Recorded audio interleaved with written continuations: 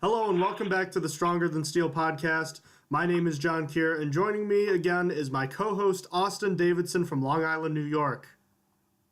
Heyo! It is Season 2, Episode 13. We are just over a week removed from the NFL Draft, actually approaching 2 weeks removed from the NFL Draft, and some big news, obviously, with the draft ending. First and foremost, we'll jump right into it. Jay Cutler announced his retirement from the NFL and has joined Fox TV as a TV broadcaster for the NFL. What are your thoughts, Austin? I never really understood the hype about why Jay Cutler should have been on an NFL team. I really didn't think he's that good. So, good for him for finding a job because I honestly didn't think he was going to be a playing quarterback next year. So, I think he made the right choice here. What do you think? Well, I'll say good for him. He's probably been the most overrated starting quarterback in the last 2 to 5 years. Ever since he got injured in the 2011 NFC Championship game, both he and the Chicago Bears have not been the same team. They've both been really bad. But hey, lots of former NFLers have gone on to be more famous broadcasters than they ever have been as players. So maybe Cutler's on to something here. But then again, there's also a lot of former players who aren't that great of broadcasters. So time will tell. I'm probably just going to be annoyed seeing him personally. I was never a big fan of him, and I don't know. I was kind of enjoying seeing the ongoing year after year watching him throw interceptions. So it'll be sad that now that is over with. But that's really all I have to say regarding that issue. Not too much to report about as far as broad NFL news. It's a pretty quiet time now that the draft is over. There won't be much going on until training camp begins in about 2 to 3 months. So we'll turn to the Steelers, who have some news of their own. We'll start first with James Harrison, who just recently turned 39 years old. And in anticipation of his birthday, he released several more videos of him working out and defying human nature with the amount of weight he's moving. With a random drug test certainly on the way, let's take some time to reflect on the career of James Harrison. Austin, is he a Hall of Famer, is he a Pro Football Hall of Famer when his career is all said and done? I personally think so. I don't think he's going to be first ballot, but I think he'll get in there eventually. He's the Steelers' all-time sack leader, and had it not been for the Santonio Holmes catch, he probably would have been a Super Bowl MVP. Regardless, he still has a 100-yard pick six in the Super Bowl, and that's going to be huge when he's eligible to be voted in. He's also a 2-time Super Bowl winner, which will help his case. It's kind of like why Eli Manning is probably going to make it eventually, and it hurts my feelings. Unrelated note, but back to James Harrison. I think he's a Hall of Fame, Pro Football Hall of Fame player. What was that? Do you think James Harrison is worthy of the Hall of Fame? I'm sorry, I didn't hear you. I think he is, but that's mostly because of what he's done over the past few seasons. Now, that's not to say he's played his best football over the last few years, but he sort of extended his career after he retired in 2014. He came back to the Steelers later in that season and has managed to play 3 more seasons with a 4th on the way. He was at best a borderline guy in 2013, but the fact that he's elongated his career, I think, is going to make it easier for voters to look at him in a more positive light, since he has more on his resume now than just a 5-year dominant stretch of football from 2007 to 11 when he made the Pro Bowl. With 4 more years of consistent play from 2012, 2014 through 16 on top of that, he was also one of the best defensive players of his era from 2007 to 2011 and was probably the most feared player in the league for a few years. That, along with his memorable play in Super Bowl 43, it'll definitely help his case. I think Harrison is a Hall of Famer. I agree with you. He's probably not a first ballot Hall of Famer, but I think someday he's going to make it. I just think he's too good to not make it there. So next tidbit of Steelers news. A couple days ago, the Steelers signed their 5th-round pick, cornerback Brian Allen, to a 4-year rookie deal worth just over $2.5 million, including a $230,000 signing bonus. Keon Adams, the Steelers' 7th-round pick, was signed today as well. In fact, I think that was just a few hours ago. Your thoughts on that, Austin? I like Brian Allen. I think he's going to be the what is it called? The black. I can't think of it. He's the black dark horse. There we go. Dark I horse. think he might be a game changer in 2 years. I'm not necessarily sure about this year, but I think if he gets some development, he could be a freak. And Keon Adams, I mean, have some competition for pass rush. Why not? I mean, I still don't think he's going to be make the roster by the time of the season starts. Well, what do you think? Well, it's not surprising to see the Steelers' 5th and 7th round picks signing first. Usually you'll see the later round picks signing their contracts first, but that's good news with Steelers minicamp getting underway very soon. Definitely a good sign for the Steelers here. But until the Steelers start playing, there really isn't too much to talk about. So, good on them getting signed. Looking forward to the other players getting signed soon. So now, as of yesterday, the Steelers rookies all chose their new numbers. Austin, you want to take that away? Yes. T.J. Watt took 90. Smith-Schuster, he actually took 13 and immediately changed it the next day to 19. James Conner took 30 since Cameron Sutton took 24. Dobbs took 5. Allen took 29. Holba took 49. And Keon Adams took 99. A lot of 9 for this group. Will you be ordering any of their jerseys? Probably not. I don't think so. Not yet. Maybe later. I'm trying to get. How about you? I'm trying to get a TJ Watt jersey as soon as I can. I want that, but that. I actually want a Holba jersey really bad. Be careful; they may sell out pretty quick.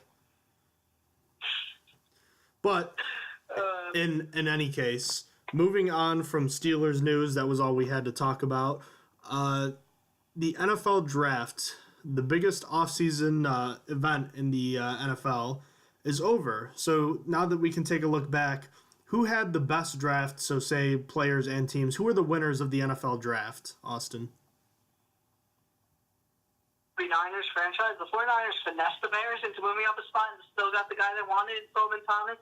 Then they also moved back into the first round later to get Reuben Foster. And while the injuries are holding him back, he was one of the top inside linebackers of the draft, and he fell right into the lap. They were saying they were going to take him number 3 if Solomon Thomas was not there. So, I mean, they must be happy about it. How about a winner from you? I'm also going to go with the San Francisco 49ers. I think it's a pretty easy pick. They stole the show on day 1 of the draft by moving back only 1 spot from the 2nd to 3rd pick, swapping picks with the Bears, and by getting, I believe, 2 more of their picks and still managing to get the guy they wanted in Solomon Thomas, the defensive end from Stanford. That's a big-time win. Being able to get 2 extra picks just for moving back 1 spot and still being able to get the guy you wanted, that's a big-time win, and boy, they really made the Bears look stupid by making that trade. But I think Thomas is also going to be a pretty good player, so that alone is that's a big win for the 49ers on draft day. My next winners are Patrick Mahomes and Deshaun Watson, the quarterbacks from Texas Tech and Clemson, respectively.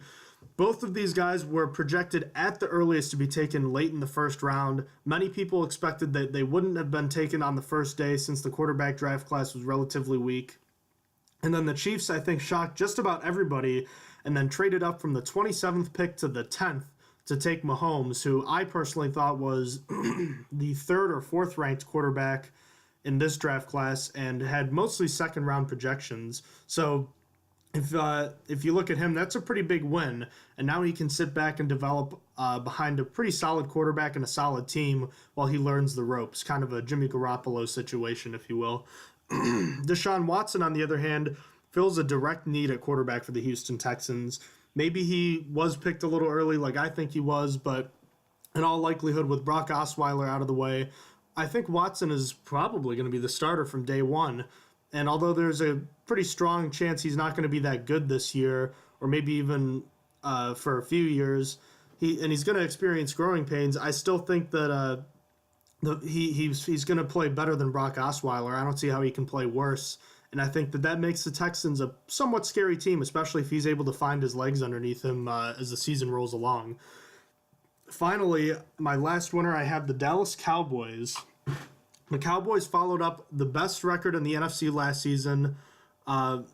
let me back up. The Cowboys had the best record in the NFC last season, but they were exposed in the playoffs with a bad defense and ended up losing in their first game to the Packers. So how did they follow that up? They go with a defense-heavy draft and address defensive back and edge rusher several times at each position, and they may not have gotten the best available player each time, but they certainly knew who they were getting each time, and they think that they got a good fit with each of the players that they picked up. And now they have competition going. So at the very least, you can say they tried to address the positions that they were weakest at last year. And although they may not be a lot better, they certainly have more potential to be better than they did last year. And that's scary.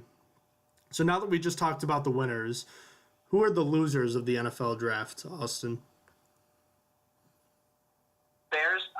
We already mentioned them, so we don't really have to go further. And that trade with the 49ers was awful, in my opinion. I don't know what they were thinking. And then it just felt like they didn't really have that great of a draft. They didn't address the positions that I thought they needed to address first. But, I mean, that's on them. Just let them be. Then after that, I have the Texans. But because while Deshaun Watson might have been a good idea, the Texans are not going to have a first or second round pick next year at all. The Browns have both of them. So they are not going to have a pick until the third round of next year. And so I don't think it was worth it for Deshaun Watson. I really don't. But, I mean, I guess that's on them. And then lastly, I had to think hard. So I was trying to figure out who I actually wanted to give the last loser to. I gave it to the Seahawks. I really, really hate their first round pick or second round pick. Sorry. Malik McDowell. It just seems like they want Russell Wilson to die. Like I'm honestly, we're Steelers fans here, but I feel bad for Russell Wilson. Like they traded out of the first round when Ryan Ramczyk was there. Fine, he gets taken. So Cam Robinson is still there. They trade down with the Jaguars again and lose Cam Robinson. Like they didn't want to take a offensive lineman to help protect Russell Wilson, who is technically the star of the team. I mean, obviously there's still Richard Sherman on the defense and that whole defense, but he's the offensive star along with Doug Baldwin.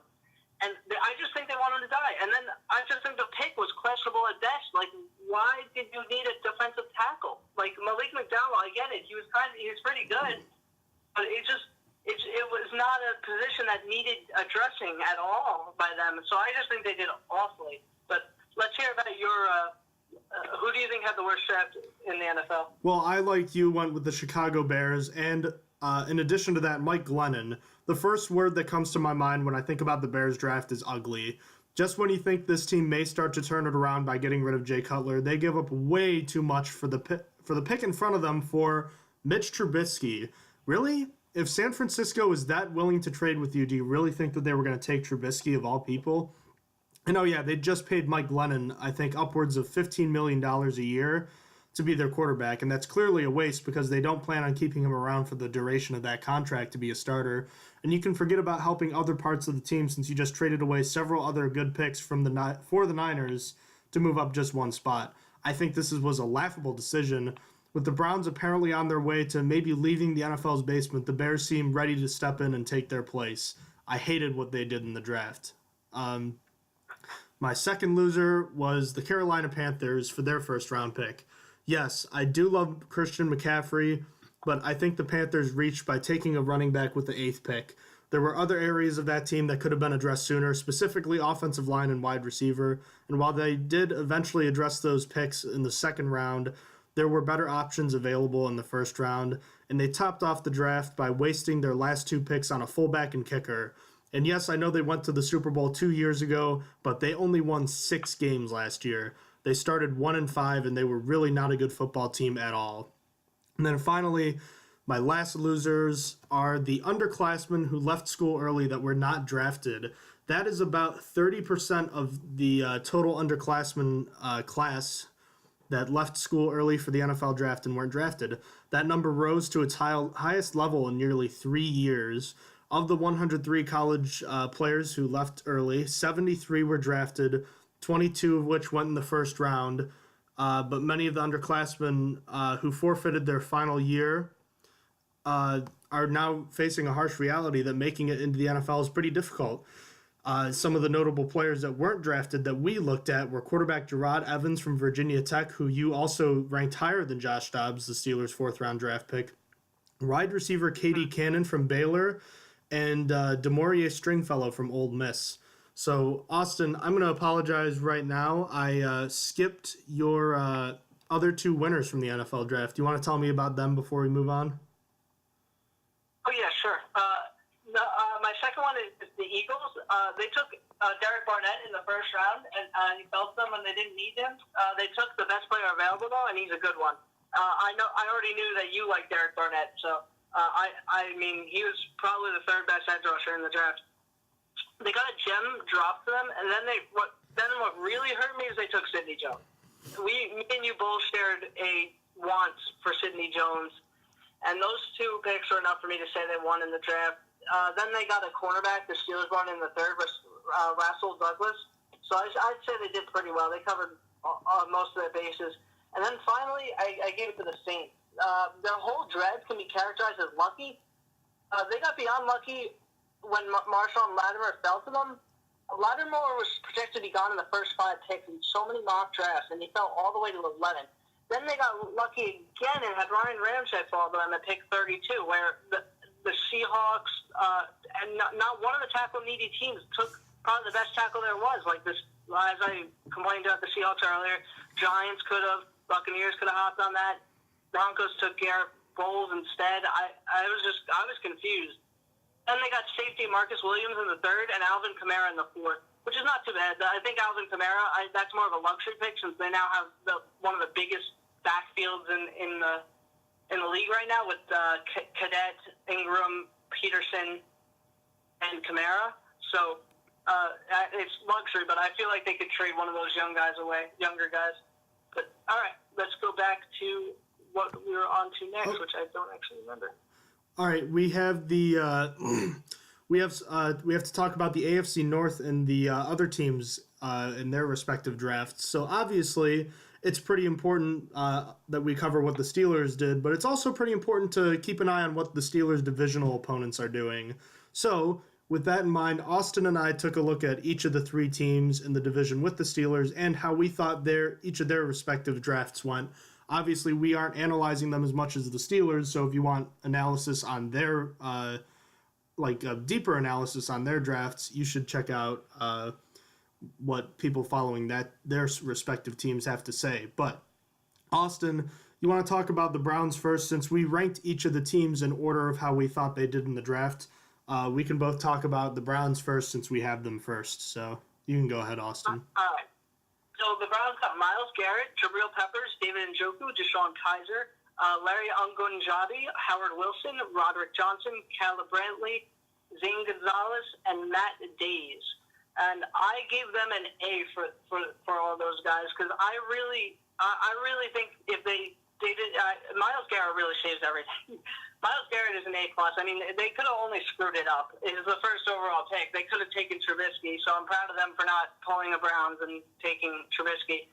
Then I like the David Njoku pick now that they cut their tight end. And Jabril Peppers, it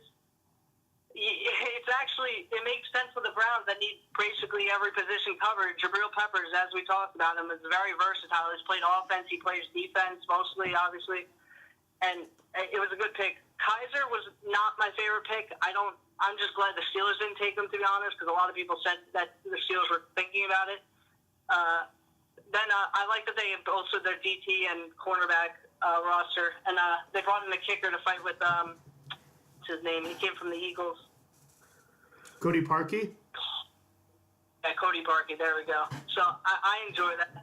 So let's see. What do you think about the Browns draft? Well, let's put it this way. They had 3 first-round draft picks, and when you have that, it's pretty hard to screw up a draft, especially when you consider that they had the top overall pick and they selected Myles Garrett, who is going to be a pretty big difference maker, I believe, in the NFL for years to come.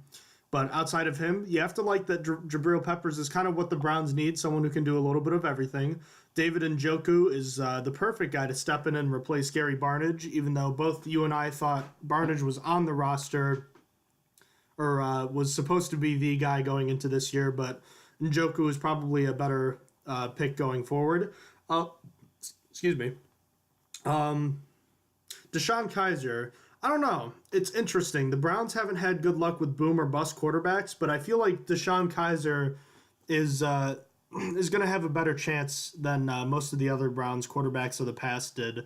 For the first time in what feels like probably ever, at least for the new Browns, they actually drafted other players before drafting their quarterback. You know, typically they'd pick their quarterback first, and because the rest of the roster was garbage, he'd get murdered.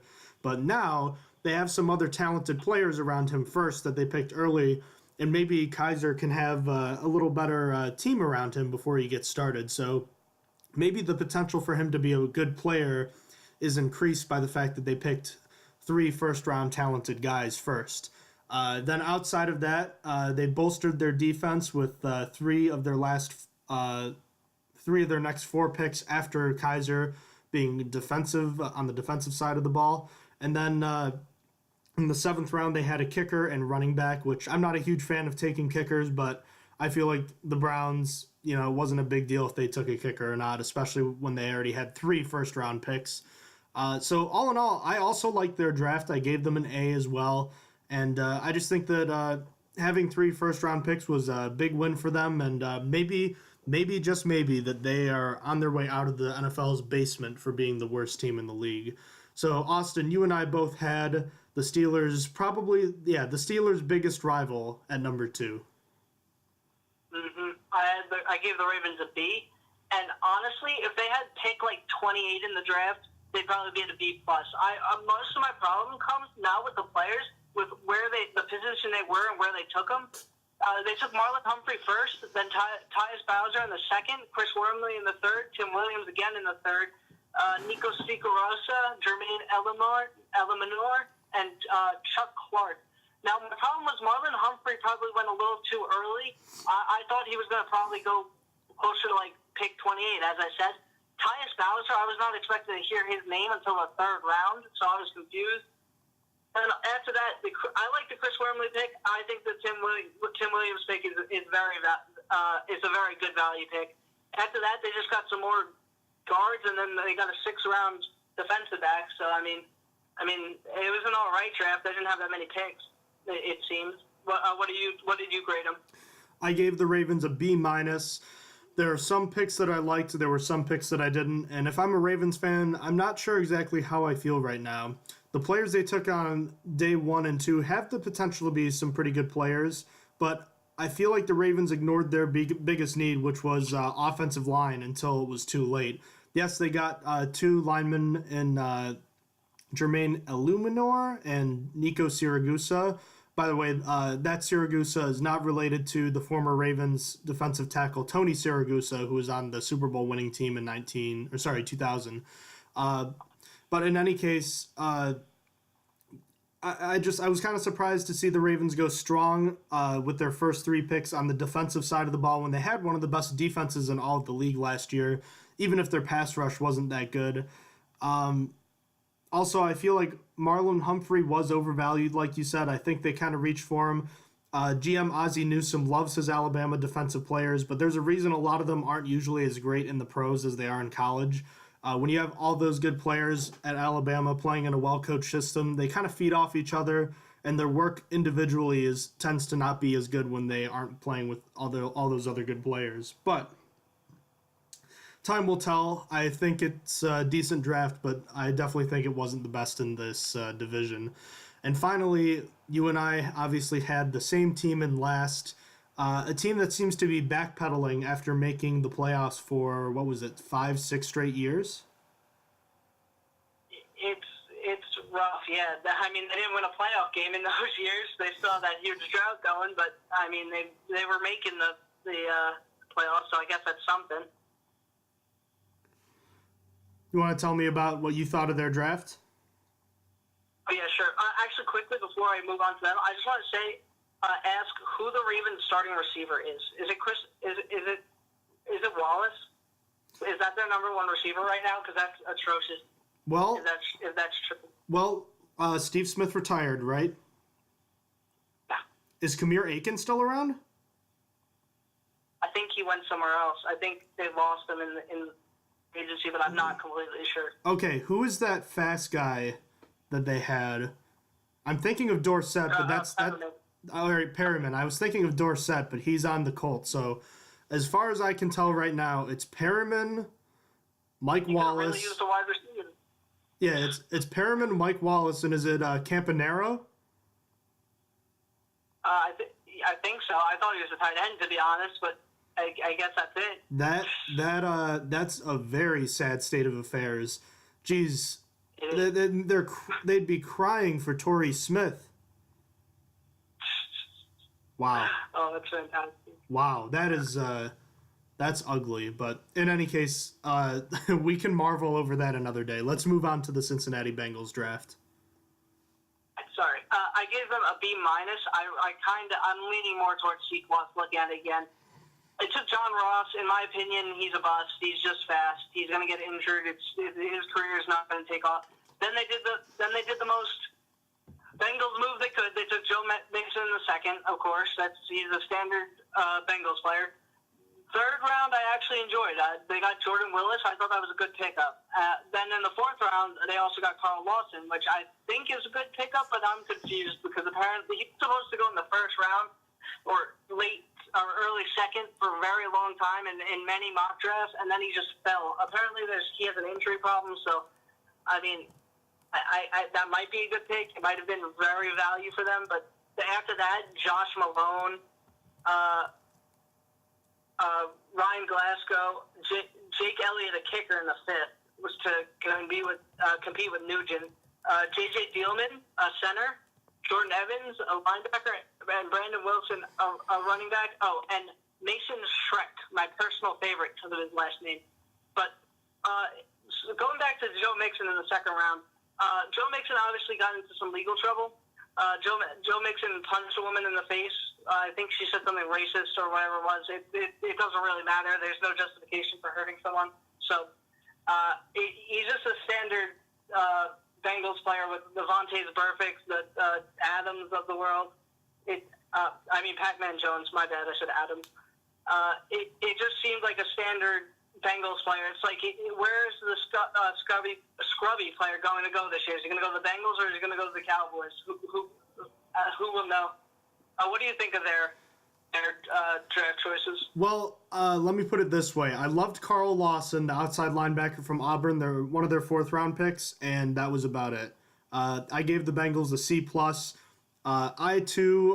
While John Ross, his speed scares me, at the same point, I know that speed does not make a player. Chris Johnson, when he was having that 2,000-yard season, he was a product of his offensive line. And yeah, offensive lines can be a product of a lot of good running back performances, but I never thought highly of CJ2K, and nor do I think that highly of guys who are just fast.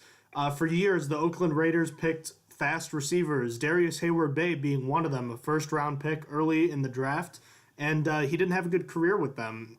Drafting guys who are just fast is not a good recipe for success, especially with an early pick like the Bengals had. Joe Mixon was a first-round talent with Oklahoma, but his controversy, as Austin already mentioned, moved him down the draft boards. The Bengals got a good player, but the Bengals also have now a pretty crowded backfield with Giovanni Bernard and Jeremy Hill already there. So they drafted at a position that they didn't need. Carl Lawson I like, but outside of that, I really don't think that they took anybody that interesting. Jordan Willis is a good player from Kansas State. They used a fifth-round pick on a kicker. Yes, they had they had 2 fifth-round picks and 3 sixth-round picks and 3 fourth-round picks. That does not excuse taking a kicker in the 5th round. I don't care if it was the best kicker. I still think that's a mistake in today's NFL, especially when you consider how bad they were last year and how bad they're probably going to be this year because they lost several other key free agents. I don't think this is a good team. I don't think this is a good team next year, and I think that they added a couple of decent players. I think that they kind of fell flat on their face with their first couple of picks. They didn't need to take a running back, and they definitely lose points for drafting a kicker in my book. But time will tell, as is always the case with the NFL draft. But We can make the projections like all the experts do. Whether or not we're right, we'll see. But looking back at the overall scope of the draft, who is one player that you think a team reached for in the first round? I chose Evan Ingram, who got taken by the Giants at 22, with honorable mentions to Marlon Humphrey from the Ravens and Garrett Bowles for the Broncos. Not only did I think the Giants didn't take the best player available, I don't think they even took the best player available at the position. I think David Njoku was probably the better tight end. He was still there, and the Giants grabbed Ingram instead, who I think would have slid into the second round easily had the Giants not taken him. But who do you think reached in the first round? Real quickly, I just also wanted to mention my roommate, who is a huge Giants fan, absolutely hated the first round pick for the Giants and Ingram. So just throwing that out there, that the fans probably were not super happy with that pick also. But the team that I thought reached was the Kansas City Chiefs for quarterback Patrick Mahomes. The Chiefs were, as you and I and most of Steeler Nation will remember, one score away from making it to the AFC Championship game.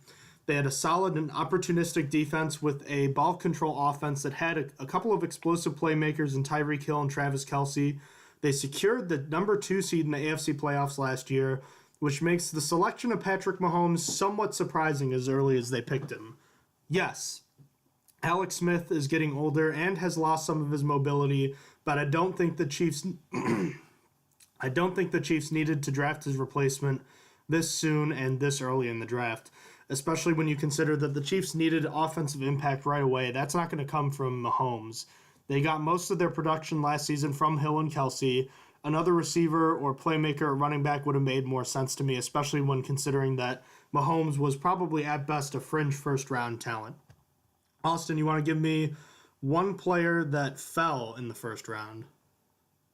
Yeah, this one was actually really hard for me. I was stuck between two people. I mean, I gave honorable mentions to two others, but I gave it to Malik Hooker, who went to the Colts at 15, with honorable mentions to Jonathan Allen, who went to the Redskins at pick 17. That was the hard one, because Jonathan Allen I thought was going to be gone in like the first 10 picks, or like he was projected to go like second pick sometimes, and it was crazy. Then also another honorable mention to Ryan Ramczyk, who I don't think should have been there. In my mock draft, I thought having him fall to 8 was far. I thought having him go to the Panthers was a crazy idea that he was going to make it that far. Never mind nearly doubling that and him landing right in the Colts' lap. Like, really, it was a really good pickup for the Colts. And, I mean, it made me happy at the time. I thought it gave the Steelers a chance at Takaris McKinley. But that's old news. So who is someone you think fell? I believe it's tight end O.J. Howard, who fell to the Tampa Bay Buccaneers at pick 19. Howard was the top tight end on the draft boards this year, and he managed to fall out of the top 10 where I thought he was going to get picked. And you have to think nobody's happier than Jameis Winston right now. They already have a great receiver in Mike Evans.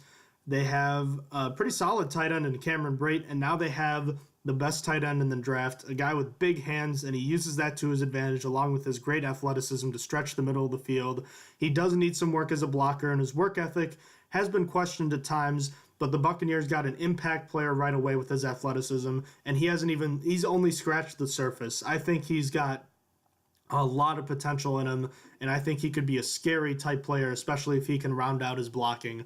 I think the Buccaneers got a steal here with O.J. Howard. But it's time to wrap things up for the NFL draft as a whole, and we can move on to the thing we really wanted to do, the Pittsburgh Steelers draft. We're going to take a look first at T.J. Watt, the edge rusher who is now going to be playing outside linebacker, pick number 30 for the Steelers. What were your thoughts on T.J. Watt? Give me a grade for him and why you gave a grade for him. I actually gave it an A+ because I didn't want the Steelers to trade up. I might have loved Takaris McKinley as much as I did, but I didn't want them to trade up. They made the right move by staying right where they were, and I think they got the best player available for the position that they needed. I think Watt will be a starter by the latest mid-season, and think he'll be a big contributor once he is starting, and that's all I really ask for as a fan. An edge rusher who will become a starter, so I was pretty happy with it. What do you give the Steelers a grade for the draft? The first-round pick, I'm sorry. I gave the selection of T.J. Watt an A. While the Steelers would have loved someone like Takaris McKinley or Derek Barnett or gosh, if somehow Myles Garrett somehow fell to them. You're good. You get what I'm saying. But T.J. Watt is certainly not a bad consolation prize to have. He has fallen into a perfect situation with the Pittsburgh Steelers, where most of his negatives are something that you don't have to worry about. His first negative, A, is that he played only 2 years of college football with one as a starter, and B, he has a bad injury history. Well, the good news is that Watt doesn't have to play on day one. He can sit behind the wily veteran James Harrison and learn from him while he hones his skills and maybe starts to play later in his rookie season. Watt is a freakish athlete with some great raw ability and an enviable work ethic, so starting on the bench may actually be the best thing for TJ. As far as injuries go, sometimes they aren't related. Sometimes there could just freak accidents that don't mean you're injury prone. But you can bet that Watt and Harrison are going to be hitting the weight room a lot together this offseason. Strength training is definitely going to help TJ as far as his injury prevention goes. And you know he's a hard worker. And even though he may never be what his brother JJ is, there's a strong reason to believe that TJ is going to be a very good player in his own right. And it starts with his determination and work ethic along with his fantastic athleticism. And as we said earlier, J.J. Watt already said that T.J. is closer to reaching his full potential than J.J. was at this point in his career. And on top of that, this pick gets bonus points for addressing the Steelers' biggest need in the draft with their first pick, and I think they hit a home run with it. Worthy of an A in my book. So Austin, the Steelers' second-round pick. Wide receiver Juju Smith-Schuster out of the University of Southern California. What was your grade for this pick? I gave it a B minus. If you told me to give it draft day, I probably would have given it a C minus. But my feeling when I think of this pick was mostly meh. I was really pissed when I first saw it, but I realized it's not as bad as I thought. I still think that the team should have addressed cornerback here or inside linebacker, since that was not even addressed. But Smith-Schuster was the best player available, and the Steelers have been known to be great wide receivers through the years. So he's only 20, which means if he's just decent or good, he'll have a very long career. He should help the Steelers' red zone problem, since that's where he's proficient. So that's a plus as well. Besides that, as many other analysts have said it, he's the number 4 receiver right now, behind Antonio Brown, Martavis Bryant, and Le'Veon Bell at the backfield. So, I mean, it's nice, but I felt like it was unnecessary. What did you give it? What grade did you give him? I too would not have given a good grade on draft day.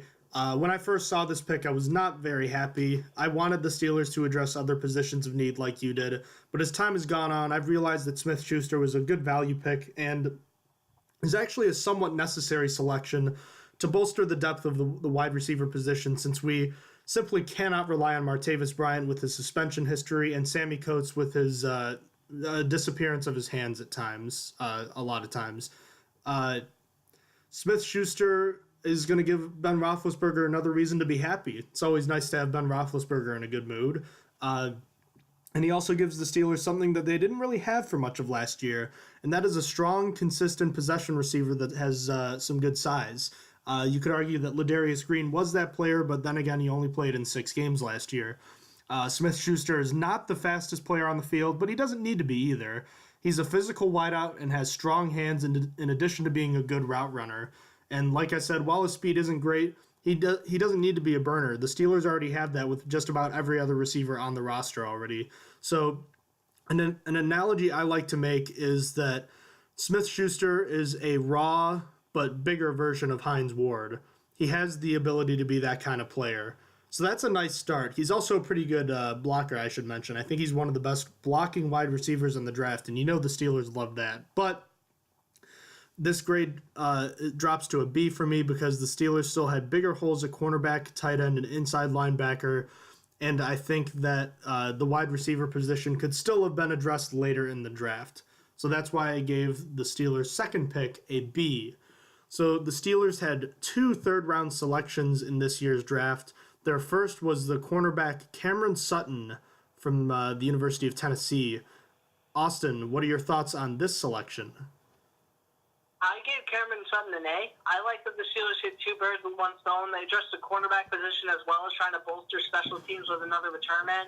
I think Sutton might actually be set up to win Steelers Rookie of the Year if he could win the starting job as kick returner or punt returner. I've been hoping for years for just Antonio Brown to stop, because it's just going to take one nasty hit and Antonio Brown's out for the year. So I like this pick for what he can contribute. What did you grade him? I gave Cameron Sutton an A-. I believe Cameron Sutton is going to be the biggest X factor in this draft when we look back at this draft. I think his performance over the next few years is going to tell us whether or not this was a good draft or not. Rewind a year. Sutton was one of the best cornerbacks on the board heading into the draft, but he made the decision to stay in school for his senior season. He had started every game going into last season, but suffered an injury that cost him half the season. And he was pretty solid in action, but you could tell that he wasn't as great as he had been. So, with another year of recovery, is Sutton going to play up to the potential that he showed as a junior? If he does, then the Steelers hit a home run. Much like the pick of Smith-Schuster, Sutton is different from most of the cornerbacks on the Steelers roster right now. Typically, the Steelers prefer bigger cornerbacks that are strong in zone coverage and good at tackling. Sutton is a strong man coverage cornerback who is smaller and not overly physical. And while that might concern some fans, that's something that can be coached up in time. Physicality, I'm talking about. His coverage skills are something that the Steelers desperately needed in the AFC Championship game, and I imagine that he's going to play mostly in the nickel or dime at the beginning of the year, and could become the Steelers' starting slot cornerback later in the year, as a matter of fact. If that's the case, I think the Steelers hit another home run here, so that's why I gave that pick an A-.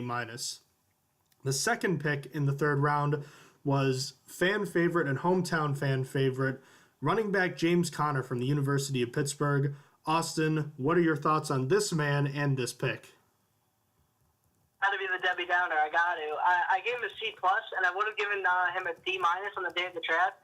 But Roethlisberger really pushed for Conner, which has me thinking the Steelers could run a system like the Falcons had with Devontae Freeman and Tevin Coleman. However, I really still believe this to just be a business pick. I think it's good publicity for Pittsburgh. Taking the guy that fought cancer as well, it's good for jersey sales, as I expect Conner to be one of the top-selling rookie jerseys.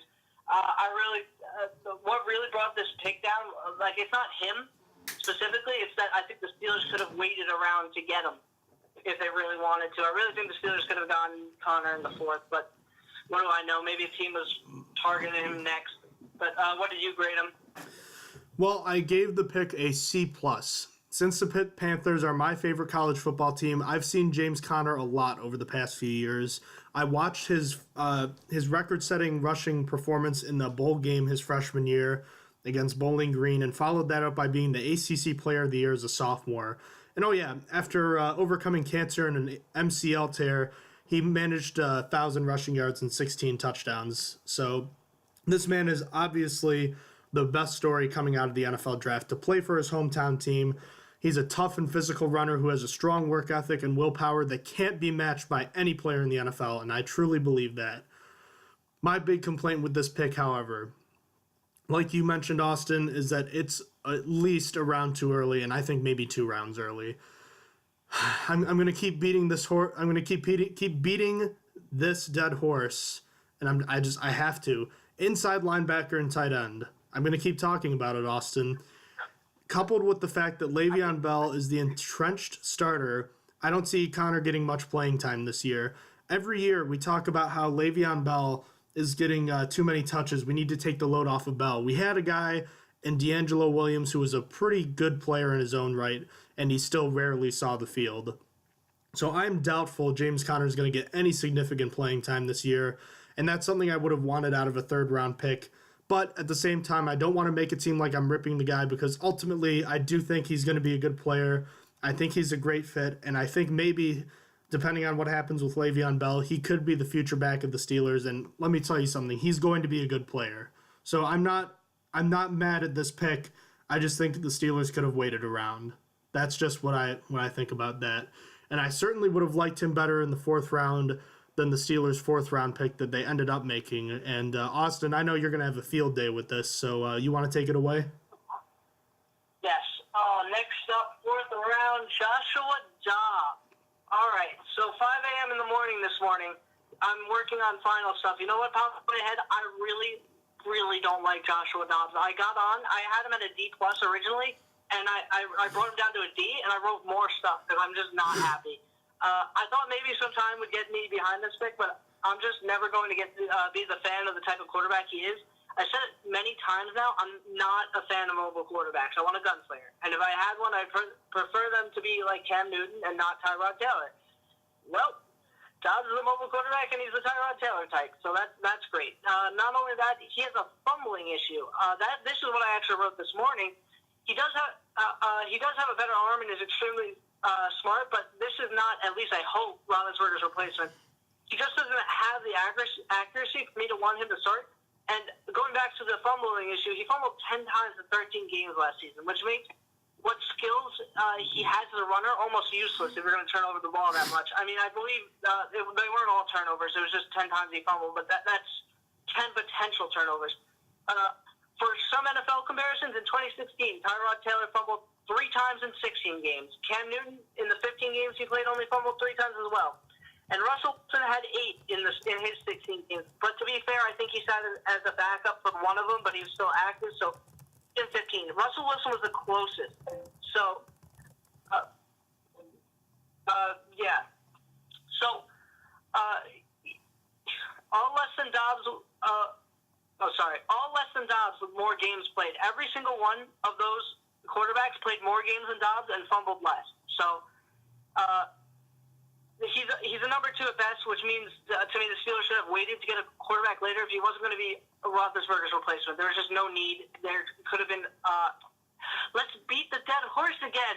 Inside linebacker would have been nice right there. But what do I know? What did you give Joshua Dobbs as a grade? I don't want to talk about him anymore. I was not a fan of this pick either, and I apologize to anyone listening. I interrupted Austin because I also wanted to say that with the whole fumbling issue, keep in mind that college seasons run, I don't think a college team will play more than 14 games if you include their conference championship and bowl game. So that's not even a full NFL regular season, and he had 10 fumbles. So that's not good at all, even if he is a running quarterback. I have several problems with this selection. Number one, Austin, as you already said, there are other positions of need that were on the board at the time. I'm not going to say that again right now. Number 2, drafting a quarterback that is more than likely to be the future backup, not the future started, should not be drafted in the 4th round. Third, I thought that there were other quarterbacks that would have been a better fit late in the draft, and that would have made more sense. I can't emphasize that enough. Now, with all that being said, I don't think Dobbs is the worst selection in this draft. We'll get to why. He has that big arm that Steelers scouts love. He completed nearly 50% of his deep balls last season, which I have to say is pretty impressive, and therefore he clearly has the arm talent that he needs to succeed in the NFL. And he's a pretty good athlete. He had nearly 1,000 rushing yards last season, but unfortunately that's where most of the positives end. His mechanics could use a ton of work. He is not an accurate quarterback. He doesn't make good decisions when throwing the ball. He could use some more weight on his frame. He's a turnover machine, and when you talk about adding more weight on his frame, that's always a potential problem because you could sacrifice his speed for that muscle that he needs to put on. I think he's the likely replacement for Landry Jones, which, like I said, should not be addressed in the 4th round. I don't hate the pick, but the Steelers should have gone somewhere else in the draft with this pick. Different position, and if they, for some reason, had to stay at quarterback, I would have much rather preferred Brad Kaya or anyone else just about than Josh Dobbs. I was not a fan of this pick, but he's there, and there's nothing we can do about it, so we'll just have to sit back and wait and see what happens. 5th round pick, Austin. The Steelers went at cornerback again. What did you think about Brian Allen? I gave Brian Allen an A-. I think it was a smart idea to double dip at cornerback, and I also really like this pick. He has a lot of potential and upside. He's a crazy athlete, just very raw. If he could just develop, Brian Allen could be the steal of this draft due to his stature and athleticism. I have high hopes for this late-round pick. As I said, I think he's a dark horse candidate, not for this year. I don't think he has a chance at the Steelers Rookie of the Year this year. But I think next year he's going to be just a great player or something. I think he has the potential to do it. What did you grade Brian Allen? I gave Brian Allen a B+. In theory, this is a great pick. The Steelers have just added someone who could become a big-time player in the NFL. As a former receiver, Allen has the frame and the raw skill set and the potential to be that could be translated with the proper coaching to becoming a full-time starter at cornerback. Unfortunately, this is going to take a long time. Allen is a strong and physical bump and run corner, but he hasn't played the position nearly long enough. He struggles with several things that are a concern. First and foremost, he can't tackle. This is pretty important on any defense, let alone the Steelers' defense, who love to have those physical cornerbacks. He has terrible form on his tackles, and there were a ton broken, kind of like some guy named Antoine Blake that we had a few years ago. He has poor form with his feet and hips while in man coverage, which means he's going to get beat a lot in man coverage, particularly on deep balls, and that happens way too often right now. And finally, he doesn't have the hands and ball skills that you would expect from a former receiver, and that's because he doesn't do a good job of tracking the ball. But with all that being said, the proper coaching and determination from himself shows that he could improve on all of these problems over the next few years and could become a solid NFL player. The thing that has me concerned and why I graded it a B plus instead of an A, or A minus, is because of the Steelers' recent failures with other cornerbacks, particularly in the later rounds. So that includes guys like Terrence Frederick, Cortez Allen, Curtis Brown, among other guys. And Curtis Brown and Cortez Allen both made the roster, but Cortez Allen was the only one that saw any significant playing time. So that tells you all you need to know about the Steelers' struggle at the cornerback position in the mid to late rounds as of late. I suspect Brian Allen is not going to make the roster this year, but I think he would be a nice addition to the practice squad, and who knows, in a couple of years, maybe he's something nice, maybe he's not, but I think that taking a flyer on a player like that is a good idea for the 5th round. And then the Steelers went and I think made everybody mad with their 6th round pick, don't you think? Oh, yes. No, Colin Hova is an A+. I think he is going to be the greatest of all time. He's going to be the first in the Hall of Fame, actually. So, A+ here.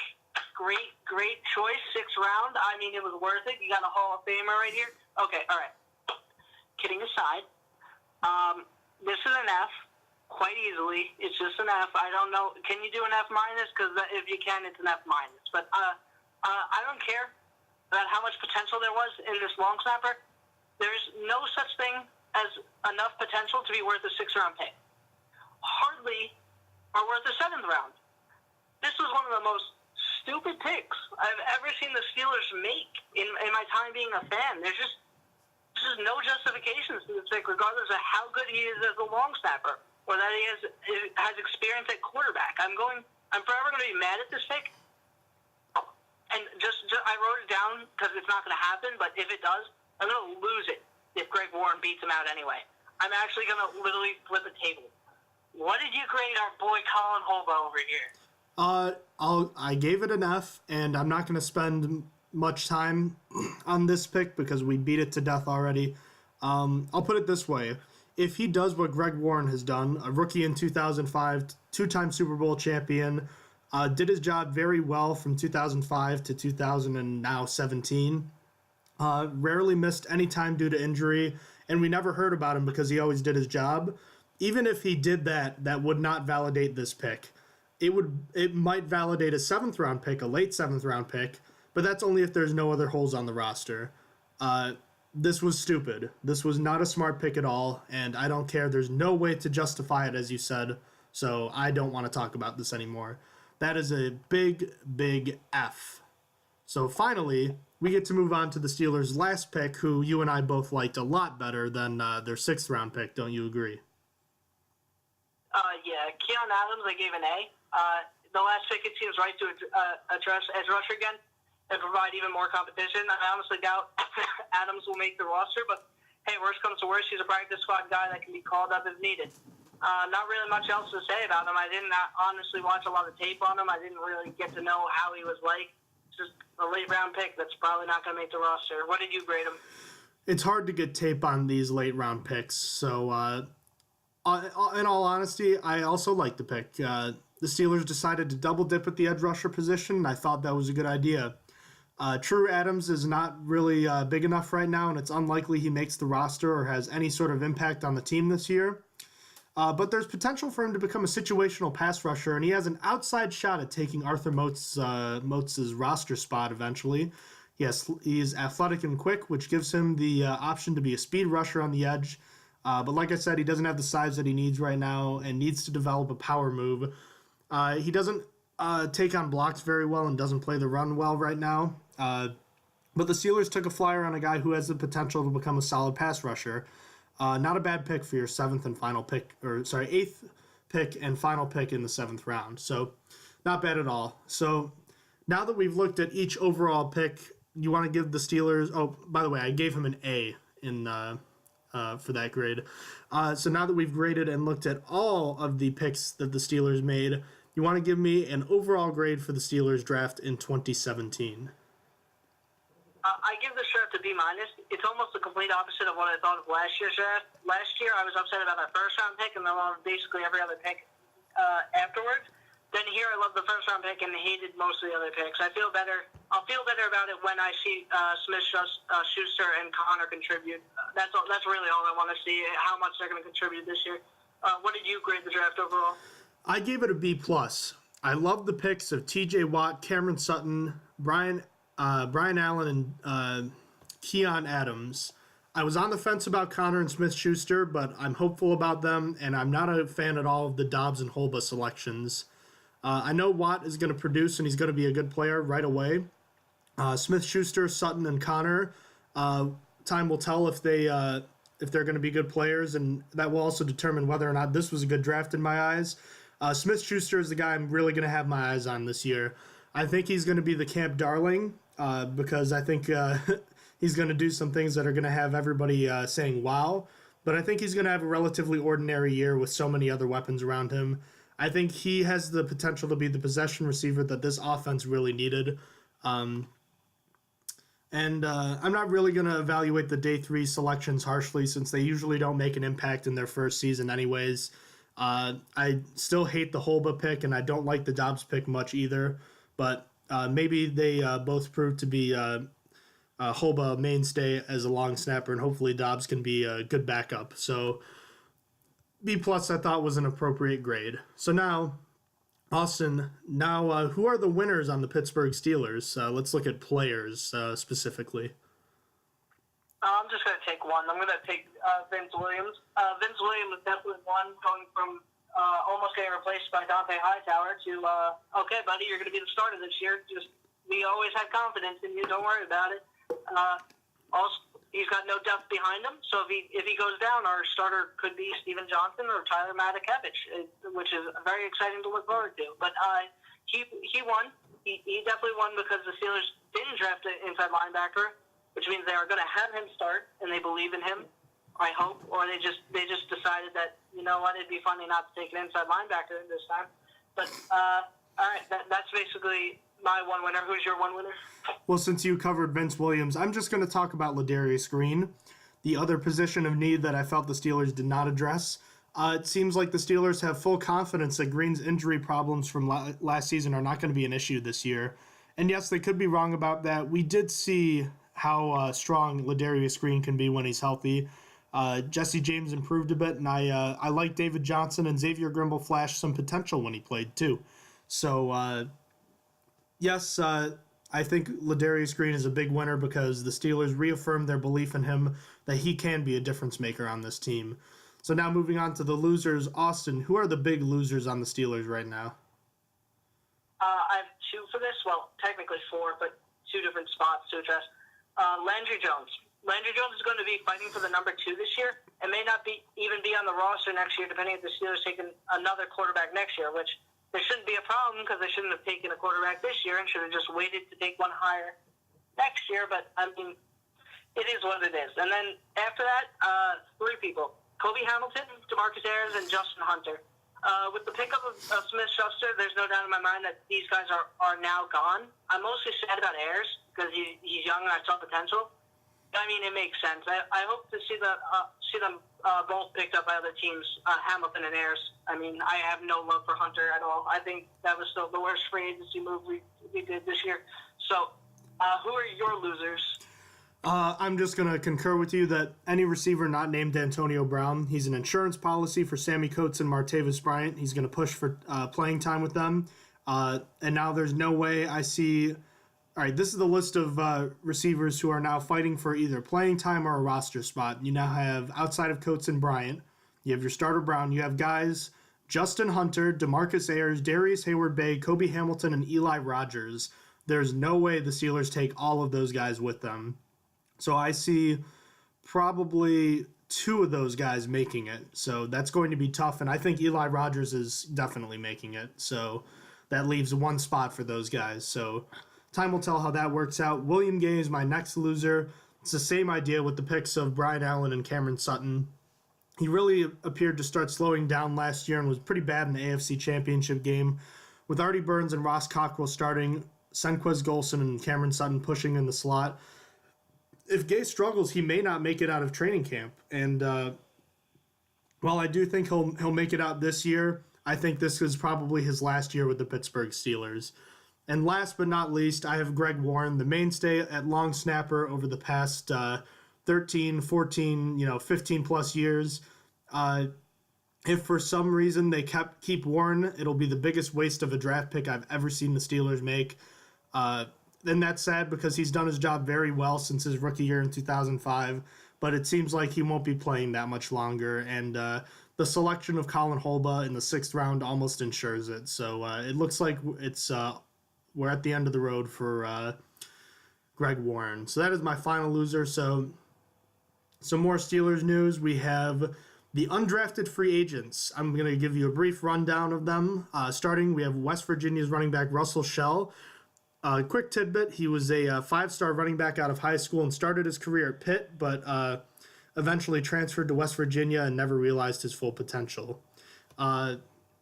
Next, you have defensive end Francis Calhoun, I believe. Callan from defensive end from Georgia Tech. Had 15 tackles last year. He's big at 6'5" and 300 pounds. Pitt tight end Scott Orndorff, a good friend of James Conner. He did a little bit of everything, but he's not athletic enough to be an NFL starter. Trust me. Defensive tackle Nelson Adams from Mississippi State. A solid contributor over 5 years with 80 tackles overall, 4 sacks, and 2 blocked kicks. West Virginia defensive tackle Christian Brown. 6'2" and 305 pounds. Ethan Cooper, guard from Indiana, Pennsylvania. Interesting, Division II prospect who garnered some NFL interest. He's strong, and he's 322 pounds, but he has serious athletic limitation and poor grades that show some problems with as far as his education goes. Nick Schuster, the quarterback from Clemson. I'll give you a pros and cons list. Pros, he was a quarterback at Mississippi State and Clemson. Cons, he had virtually no playing time at all. Some guy named Deshaun Watson took all the playing time at Clemson from him. Terrish Webb, defensive back from Pittsburgh at 5'11". Safety, he had 66 tackles and 6 pass breakups last year with 13 starts. Take it from a Pitt fan, we don't want any defensive backs from Pittsburgh on this team right now. That's all I'm going to say. Linebacker Keith Kelsey from Louisville. He was one of the Cardinals' leading tacklers over the last 3 years, and I've also heard that former Pitt kicker Chris Blewett, yes, that is his name, also made the team as an undrafted free agent. It's interesting, if only for his name. Any of these guys interesting to you, Austin? They never are. You never know if you got a gem in a rough place until they start playing. You don't know where the Chris Harrises of the world are hanging out. So, what do you think? Are there any of them intriguing to you? No, not at all. All right. Moving on. That about does it for us. We can talk about what's coming up next in the Steelers offseason with the NFL draft now over. You have rookie minicamp beginning in 2 days, May 12th through the 14th. So that's good news to see the Steelers draft pick signings. You have 3 sessions of organized team activities. You have one from May 23rd to the 25th, May 30th to June 1st, and June 5th to 8th. And then you have mandatory minicamp from June 13th to 15th. And then important dates to keep in mind. Last season, the Steelers training camp began on Friday, July 28th. Players reported the night before. So we can expect a date close to then for the Steelers training camp to begin this year. So, Austin, that'll wrap things up for you and me for today.